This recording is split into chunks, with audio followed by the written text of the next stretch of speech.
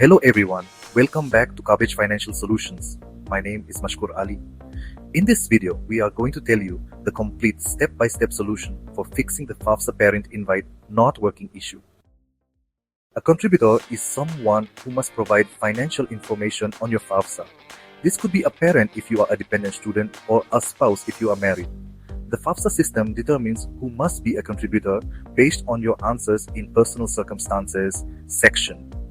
If your parent or spouse needs to complete their section but they have not received the invite, don't worry. We will guide you step by step to fix this problem quickly. So, let's get started. Step 1. Verify the contributor's information. If the invite is missing, it could be because of incorrect information. Here's what you need to check. Full legal name.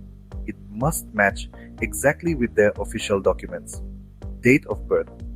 Even a small mistake can cause an issue. Social Security number. If they have one, make sure it is entered correctly.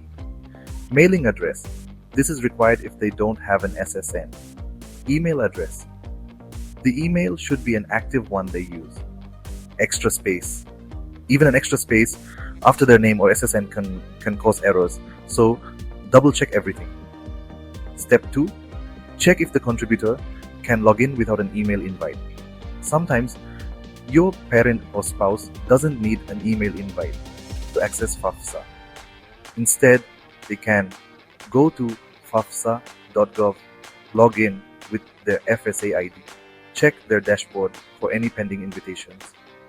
If they see an invite on their dashboard, they can accept it and start filling out their section right away.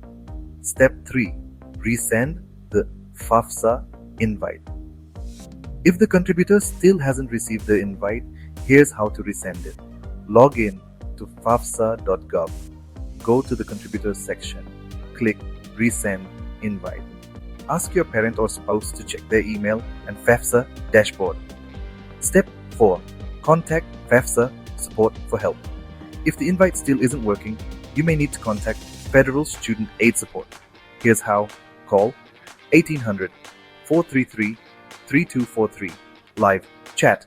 Available at FAFSA.gov. They can help troubleshoot the issue and ensure your FAFSA gets submitted successfully.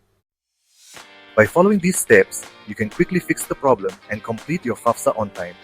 Give it a thumbs up and share it with your friends. Don't forget to subscribe Cabbage Financial Solutions for more tips related to banking. Thanks for watching, and I'll see you in the next video.